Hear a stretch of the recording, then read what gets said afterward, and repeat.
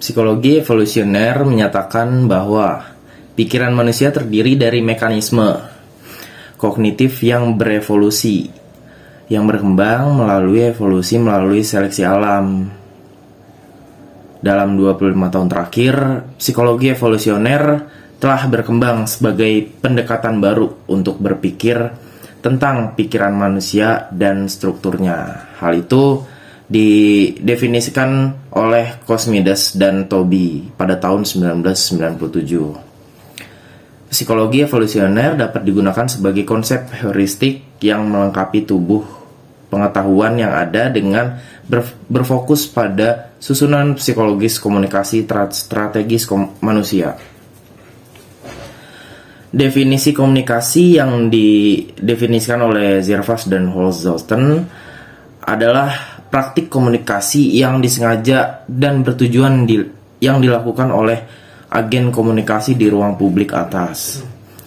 Nama entitas komunikatif untuk mencapai tujuan yang ditetapkan.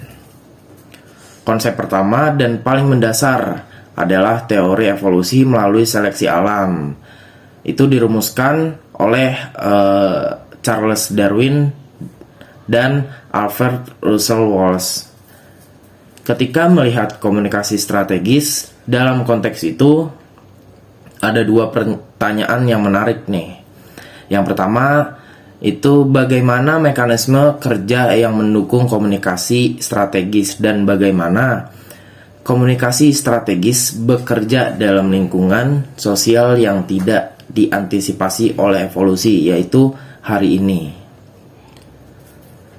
Ada dua premis dasar psikologi evolusioner. Pertama, menurut Cosmides, Tobey dan Barkow, adalah bahwa ada sifat manusia yang universal, dengan batasan bahwa universalitas ini ada terutama pada tingkat mekanisme psikologis yang berkembang, bukan perilaku budaya yang diungkapkan.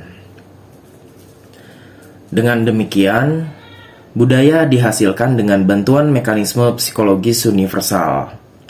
Sifat manusia mengacu pada asumsi yang masuk akal bahwa susunan pikiran manusia dan mekanisme psikologis yang terdiri dari bersifat universal. Tetapi bukan budaya yang mereka yang dihasilkan. Itu. Kedua, mekanisme psikologis yang berevolusi ini adalah adaptasi yang dibangun oleh seleksi alam sepanjang waktu evolusioner. Jadi misalkan kayak evolusioner itu kayak kita harus beradaptasi gitu. Sejauh ini evolusi melalui seleksi alam adalah satu-satunya prinsip kausal alami yang diketahui yang memunculkan keteraturan yang meningkatkan dan bukannya menurun. Singkatnya, evolusi melalui seleksi alam seperti yang dijelaskan oleh Darwin menghasilkan dan membentuk pikiran manusia. Ketiga, itu ada struktur pikiran manusia yang berevolusi disesuaikan dengan cara hidup para pemburu pengumpul Pleistosen dan tidak harus dengan keadaan modern kita. Pernyataan itu akhirnya mengarah pada premis paling penting bahwa manusia seharusnya mengembangkan konstelasi adaptasi kognitif terhadap kehidupan sosial. Greenwood mengidentifikasikan mekanisme adaptif utama diusulkan oleh psikologi evolusioner seperti deteksi penipu, kerjasama, timbal balik, dan altruisme. Dan dia merefleksikan pentingnya mereka untuk hubungan masyarakat. Menerapkan psikologi evolusioner ke bidang komunikasi strategis adalah tugas yang sulit karena berbagai alasan.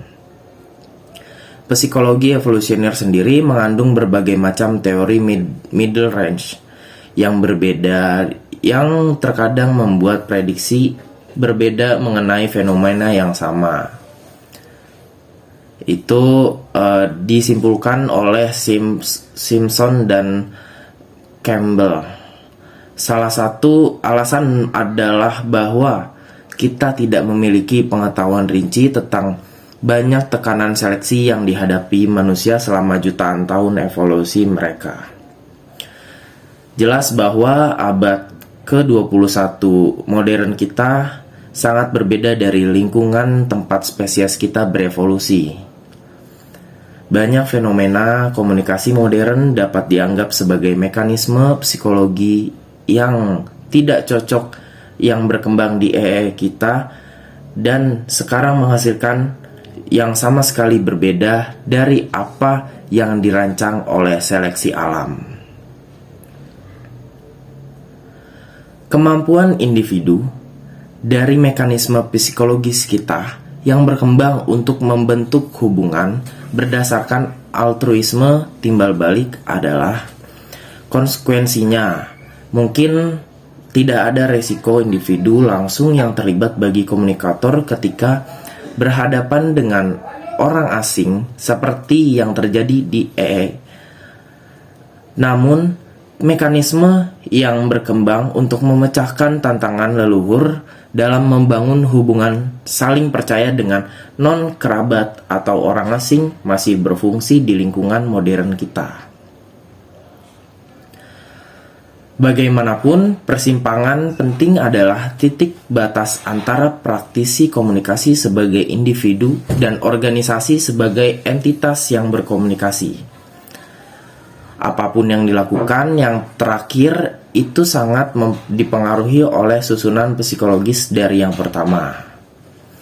Berdasarkan pernyataan argumen yang disajikan, pertanyaan menarik sekarang adalah kemana seharusnya komunikasi strategis sebagai bidang pergi berdasarkan kerangka psikologis evolusioner, dan selanjutnya apa implikasi dari agenda teoritis untuk penelitian yang ada dan yang akan datang. Psikologis evolusioner dapat menginformasikan penelitian komunikasi strategis dengan menunjukkan pada kondisi batas dari berbagai mode komunikasi. Nah, dari yang saya paparkan tadi, penjelasannya itu memiliki kesimpulan, yaitu seseorang tidak harus setuju dengan penilaian ini sepenuhnya. Namun ketika melihat bidang komunikasi strategis, terutama literatur yang luas tentang pentingnya dialog, sulit untuk menyangkal bahwa Daly dan Wilson ada benarnya. Tentu saja para sarjana komunikasi strategis di abad ini sama sekali tidak malu untuk membahas masalah konflik dalam komunikasi organisasi. Pernyataan argumen yang saya jelaskan menyirat bahwa komunikasi strategis untuk mencapai tujuannya memanfaatkan sifat manusia dengan memicu motif mendasar yang terhubung ke modul mental dalam pikiran. Mungkin cukup sekian penjelasan materi dari saya tentang evolusioner komunikasi yang mungkin cukup untuk membantu dan menyadarkan permasalahan serta argumen dan penelitian komunikasi strategis di abad ini. Mohon maaf apabila ada tutur kata maupun kata yang kurang jelas, dan apabila jika ada lebihnya bisa dijadikan saya pelajaran. Wabil taufik walhidayah. Wassalamualaikum warahmatullahi wabarakatuh.